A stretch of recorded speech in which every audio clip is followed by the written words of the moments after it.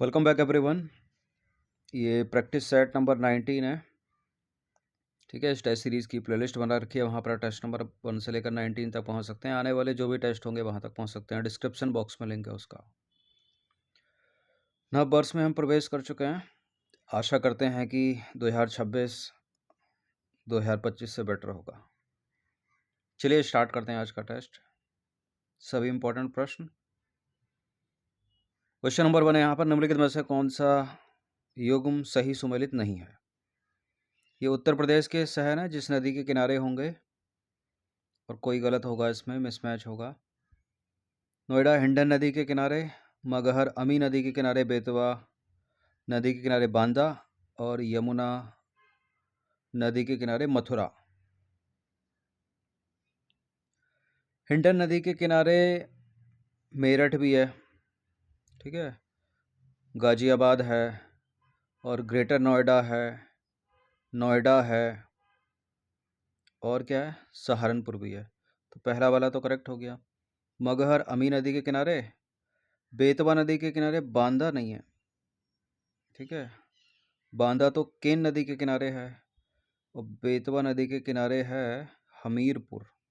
बाकी यमुना मथुरा नदी के किनारे, सी गलत है इसमें, ठीक है। तो बांदा बेतवा वाला जो मैच है वो गलत है। हिंडा नदी के किनारे मेरठ है, गाजियाबाद है, नोएडा है, ग्रेटर नोएडा सहारनपुर है। गंगा नदी के किनारे गढ़मुक्तेश्वर, हस्तिनापुर, अनूप शहर, कानपुर, वाराणसी, प्रयागराज। यमुना नदी के किनारे वृंदावन, मथुरा, आगरा, इटावा, कालपी, कौशाम्बी, प्रयागराज। और बेतवा नदी के किनारे हमीरपुर है, और बांदा है केन नदी के किनारे, ठीक है। अमी नदी के किनारे मगहर।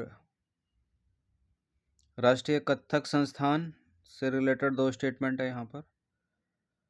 यह लखनऊ के केसरबाग में स्थित है। इसकी स्थापना 1989 में हुई थी। बिल्कुल सही है दोनों के दोनों, ये सी होगा इसका आंसर।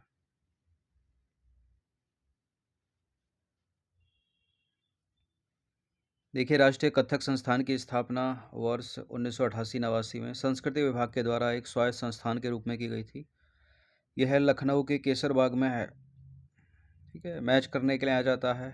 भंगड़ा किसका? पंजाब का। कथक उत्तर प्रदेश, इस तरह से।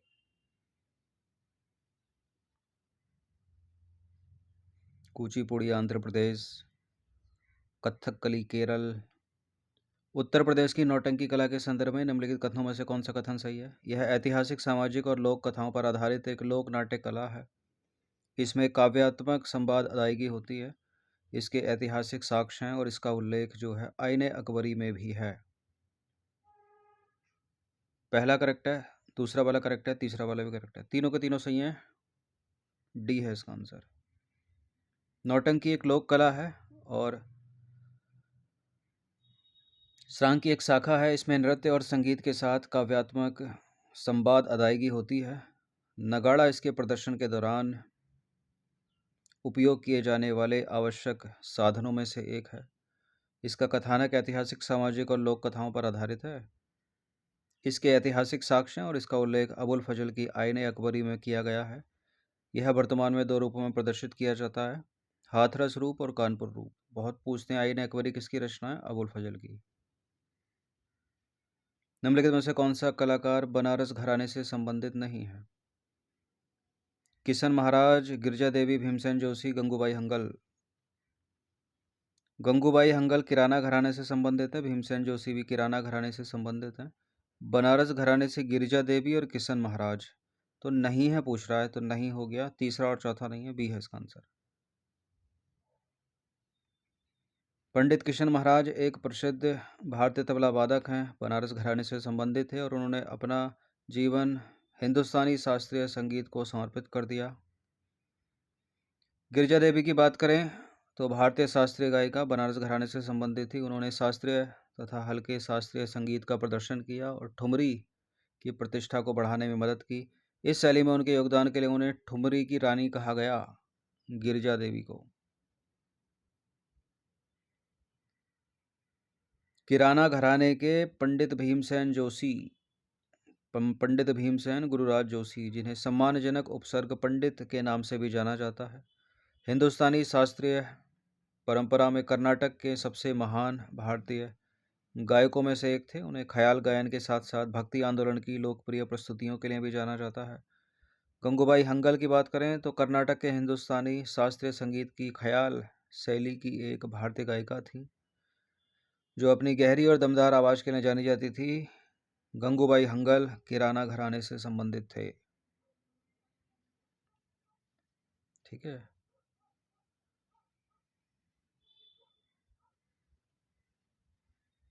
अवध किसान सभा, दो स्टेटमेंट। इसने जमींदार विरोध प्रदर्शन का नेतृत्व किया। इसकी स्थापना 1920 में गौरी शंकर मिश्र द्वारा की गई थी। अवध किसान सभा इंपॉर्टेंट है यूपी के एग्जाम्स के लिए। कई बार प्रश्न बने हैं कई बार। इसकी स्थापना 1920 में गौरी शंकर मिश्र ने नहीं बल्कि बाबा रामचंद्र द्वारा की गई थी। केवल पहला वाला ही सही है। अवध किसान सभा की स्थापना 1920 में बाबा रामचंद्र द्वारा की गई। बाबा रामचंद्र, ठीक है, वह एक ट्रेड यूनियनवादी थे जिन्होंने अवध के किसानों को संगठित किया और पहले जमींदार विरोधी प्रदर्शन का नेतृत्व किया। जवाहरलाल नेहरू, बाबा रामचंद्र तथा अन्य लोगों ने अवध किसान सभा की स्थापना की, जिसे आमतौर पर अवध किसान सभा के नाम से जाना जाता है। चकबंदी योजना उत्तर प्रदेश में कब शुरू हुई? उत्तर प्रदेश में चकबंदी योजना शुरू हुई 1954 में, 1954।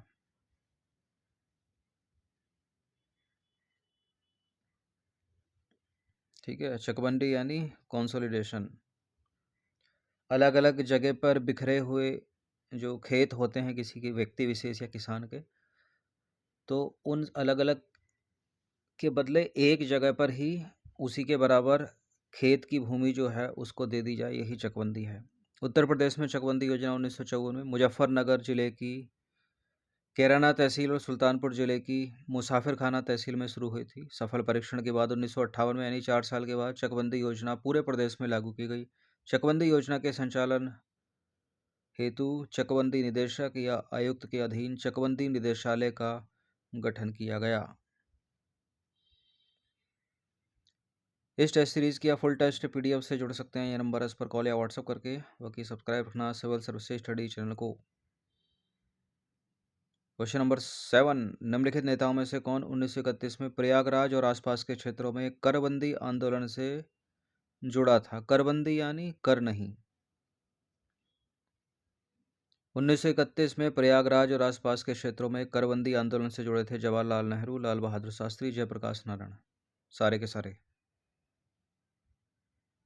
सविनय अवज्ञा आंदोलन के दौरान जवाहरलाल नेहरू ने इलाहाबाद और उसके आसपास के इलाकों में करबंदी आंदोलन का आयोजन किया। इस आंदोलन के दौरान लाल बहादुर शास्त्री और जयप्रकाश नारायण उनके सहयोगी थे। 1899 में आयोजित लखनऊ कांग्रेस अधिवेशन का अध्यक्ष निम्नलिखित में से कौन था? ये तो 1916 के थे। 1899 की बात हो रही है। लखनऊ कांग्रेस अधिवेशन की बात हो रही है। रमेश चंद्र दत्त। ठीक है, ऑप्शन नंबर बी है इसका आंसर।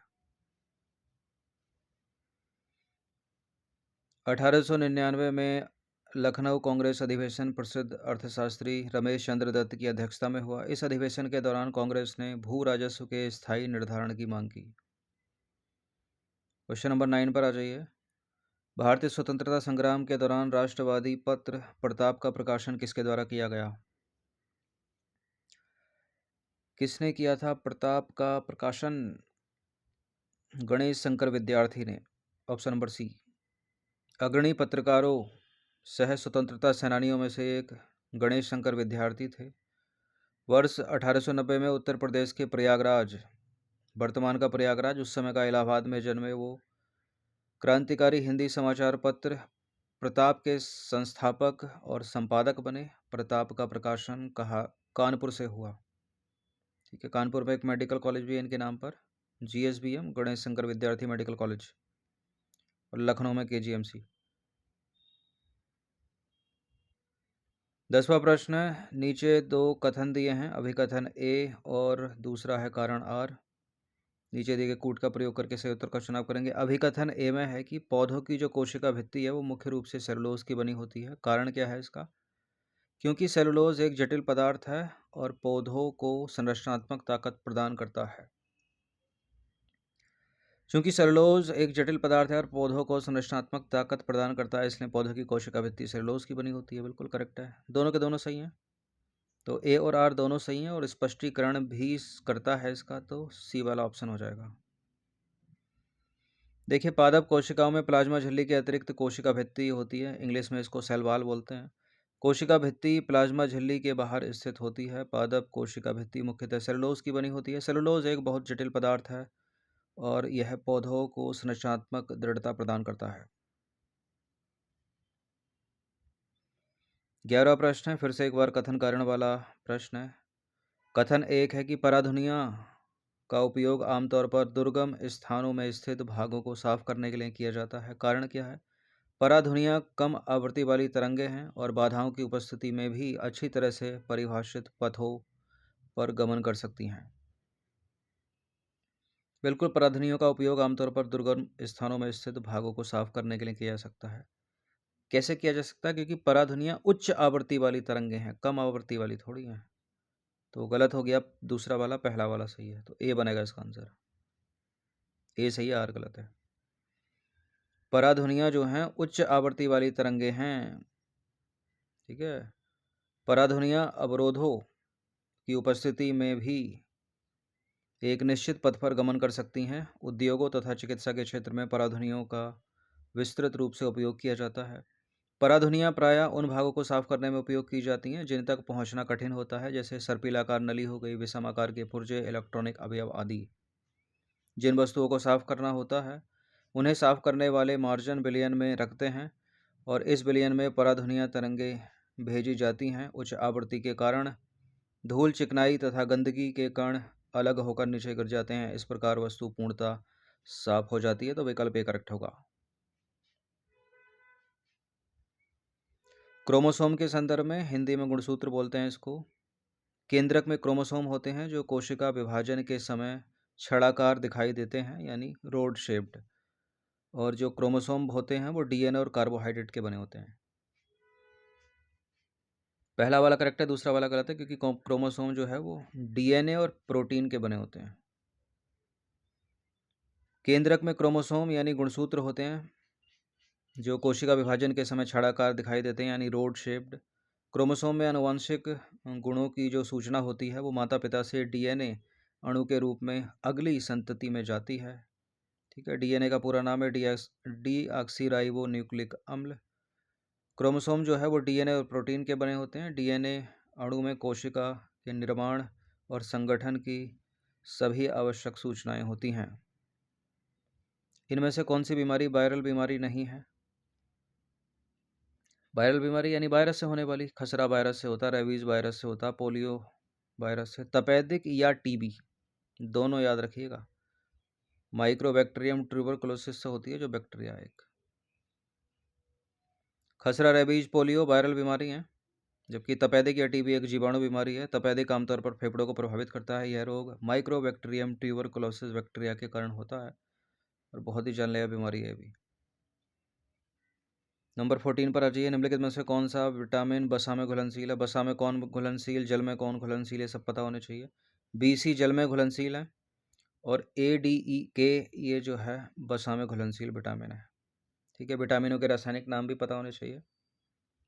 मुख्यतः विटामिन ए है, ठीक है। बी है। अब बी में जितनी भी उसकी श्रेणियाँ हैं, B1, B2, ठीक है, B5, B6, B12, सबको पता होना चाहिए, सबके रासायनिक नाम।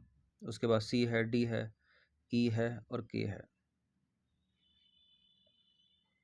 देखिए, पानी या वसा में उनकी घुलनशीलता के आधार पर विटामिनों को दो समूहों में वर्गीकृत किया जाता है। वसा में घुलनशील विटामिन वसा या तेल में घुलनशील होते हैं लेकिन पानी में अघुलनशील होते हैं, जिन्हें इस समूह में रखा गया है।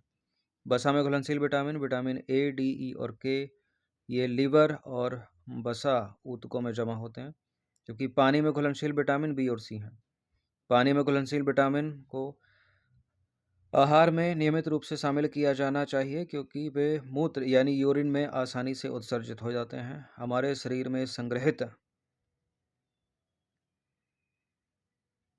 विटामिन जो है हमारे शरीर में संग्रहित नहीं होते। ठीक है, बी को छोड़कर, विटामिन बी 12 को छोड़कर, याद रखना।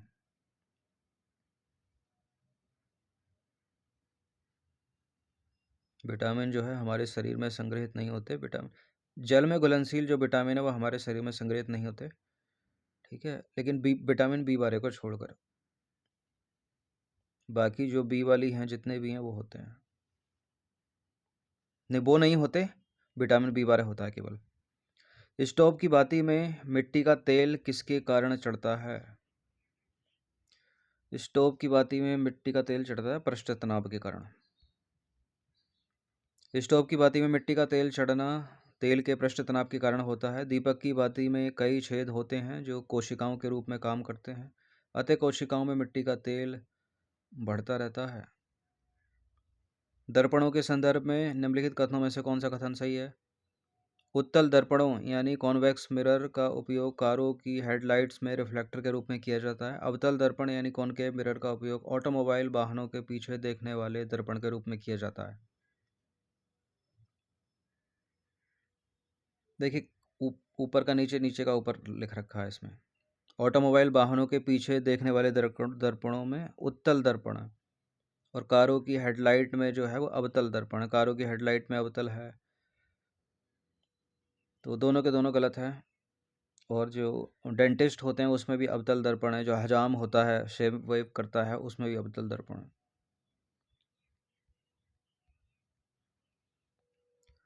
अब आ जाइए अवतल दर्पण का उपयोग, उसके बाद देखेंगे उत्तल का। अवतल दर्पण का उपयोग कारों की हेडलाइट, सर्च लाइट आदि में रिफ्लेक्टर के रूप में किया जाता है। दंत चिकित्सक द्वारा जांच किए जाने वाले दांत पर प्रकाश केंद्रित करने के लिए उपयोग किया जाता है।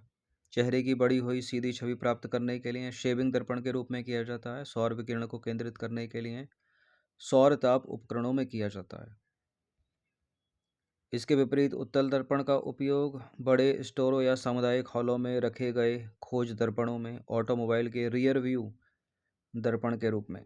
जैसे कार है तो सामने का फ्रंट व्यू हो गया, पीछे का रियर हो गया। ठीक है, बैक को रियर बोलते हैं। सोडियम रिफ्लेक्टर लैंप में भी उत्तल दर्पण है। 17वां प्रश्न, निम्नलिखित में से कौन से रासायनिक परिवर्तन होते हैं? स्कूल में पढ़ा होगा आपने, भौतिक परिवर्तन, रासायनिक परिवर्तन, दो प्रकार के परिवर्तन है। भौतिक परिवर्तन में जो पदार्थ जो है यथास्थिति में आ जाता है, जैसे कि बर्फ का टुकड़ा है ये, ठीक है, इसको पिघल गया, फिर क्या हुआ? द्रव बन गया, द्रव वाष्प से गैस बन गया, फिर से कंडेंसेशन हुआ, तो दोबारा ये बारिश भी बन सकता है और बर्फ के रूप में फिर से गिर सकता है। लेकिन फल एक बार पक गया तो पक गया। ठीक है, सीमेंट एक बार जम गया तो जम गया, कोयला जल गया तो जल गया। कोयले में कार्बन होता है, कार्बन जो है कार्बन डाइऑक्साइड में परिवर्तित हो जाता है, तो फिर वापस कोयला थोड़ी बनता है। तीनों के तीनों ये रासायनिक परिवर्तन है। डी है इसका आंसर। देखिए, सीमेंट का जमना जो है वो स्थायी परिवर्तन का उदाहरण है जो अनुत्क्रमणीय होता है, अतः यह एक रासायनिक परिवर्तन है। फलों का पकना एक रासायनिक परिवर्तन है। जब फल फट जाता है तो फल के छिलके में मौजूद वर्णक बदल जाते हैं, यह प्रक्रिया उत्क्रमित नहीं हो सकती। कोयले का जलना भी एक रासायनिक परिवर्तन है। जब कोयला जलता है तो कोयले में मौजूद जो कार्बन है वो कार्बन डाइऑक्साइड गैस में परिवर्तित हो जाता है। कोयले का जलना एक अपरिवर्तनीय प्रक्रिया है। एक बस जो है वो सीधी रास्ते पर चल रही है और अचानक दाईं ओर एक तीक्ष्ण मोड़ लेती है। बस में बैठे यात्री कहाँ झुकेंगे? देखिए, तीक्ष्ण दाईं ओर लेगी मोड़, आपने महसूस किया होगा, तो बाईं ओर झुकेंगे वो। अगर चलते हुए एकदम ब्रेक लगा देगी तो आगे की ओर झुक जाएंगे। अगर तीक्ष्ण बाईं मोड़ लेगी तो दाहिनी ओर झुक जाएंगे। तो तीक्ष्ण बाईं कहाँ जा रही है? दाहिनी ओर का तीक्ष्ण मोड़ ले रही है, तो बाईं ओर झुकेंगे। सी है इसका आंसर। ठीक है, एक बस सीधे रास्ते में चल रही है और अचानक दाहिनी ओर तेज मोड़ लेती है, तो बस में बैठे यात्री बाईं ओर झुकेंगे। यह दो बलों के कारण होता है जो उस समय काम करते हैं, अभिकेंद्रीय बल और अपकेंद्रीय बल। स्कूल में पढ़ा होगा आपने। अभिकेंद्रीय बल यानी सेंट्रीपीटल फोर्स हो गया, और अपकेंद्रीय बल यानी सेंट्रीफ्यूगल फोर्स हो गया। अभिकेंद्रीय बल वह बल है जो एक वृत्त में घूमने वाले पिंड पर कार्य करता है और पिंड की गति के केंद्र पर लक्षित होता है। पिंड के पथ के वक्रता के केंद्र की दिशा में पिंड की गति के समकोण पर इसकी गति आयतित होती है। यह पिंड को वृत्तीय पथ पर गतिमान रखता है। और अपकेंद्रीय बल यानी सेंट्रीफ्यूगल फोर्स वृत्त के केंद्र से दूर निर्देशित वृत्त में यात्रा करने वाली वस्तु द्वारा अनुभव किए गए बल को अपकेंद्रीय बल के रूप में जाना जाता है। वह बल जो किसी वस्तु को घूर्णन के अपने अक्ष से दूर ढकेलता है अपकेंद्रीय बल के रूप में जाना जाता है, सेंट्रीफ्यूगल फोर्स। निम्नलिखित में से किस पर ऋणात्मक आवेश होता है? एक्सरे, अल्फा कण, बीटा कण, गामा कण। ऋणात्मक आवेश होता है इनमें बीटा कण। एक बीटा कण जिसे बीटा किरण या बीटा विकिरण भी कहा जाता है, बीटा क्षय की प्रक्रिया के दौरान एक परमाणु नाभिक के रेडियोधर्मी क्षय द्वारा उत्सर्जित एक उच्च ऊर्जा उच्च गति वाला इलेक्ट्रॉन या पॉजिट्रॉन है। ठीक है। बीटा क्षय के दो रूप हैं, बीटा क्षय, बीटा प्लस क्षय, जो क्रमशः इलेक्ट्रॉन और पॉजिट्रॉन उत्पन्न करते हैं। बीटा कण इलेक्ट्रॉन या पॉजिट्रॉन है, इसलिए उनके पास प्लस या -1 का आवेश हो सकता है।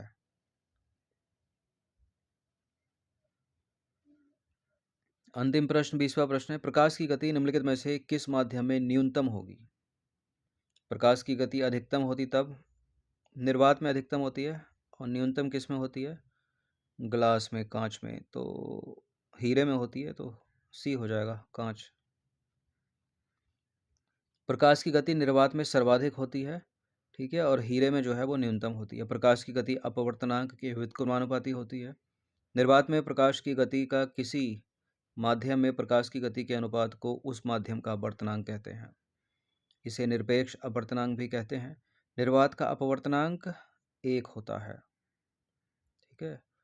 जितना कम अपवर्तनांक होगा गति उतनी तेज होगी। जल का अपवर्तनांक कितना होता है? 1.333 होता है। मिट्टी के तेल का अपवर्तनांक 1.444।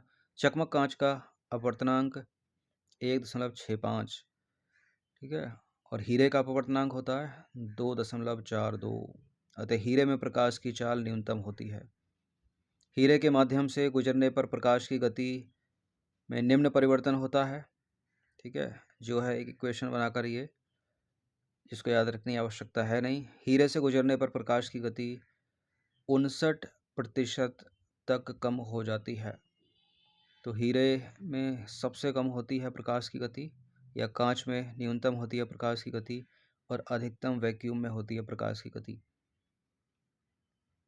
इसके अलावा आ जाए ध्वनि। ध्वनि को भी पूछते हैं। ध्वनि की न्यूनतम गति होती है इसमें निर्वात में, जिसमें प्रकाश की अधिकतम होती है ना, क्योंकि ध्वनि को चाहिए माध्यम, मीडियम। तो अधिकतम होती है ध्वनि की गति ठोस में, उसके बाद द्रव में, उसके बाद गैस में सबसे कम। तो 20 प्रश्न बड़े इंपॉर्टेंट हैं, ये प्रैक्टिस कर लीजिएगा इनकी। फुल टेस्ट सीरीज से आप जुड़ सकते हैं नंबर इस पर कॉल या व्हाट्सएप करके। अधिकतर प्रश्न इसमें साइंस के ही थे जो इम्पोर्टेंट है।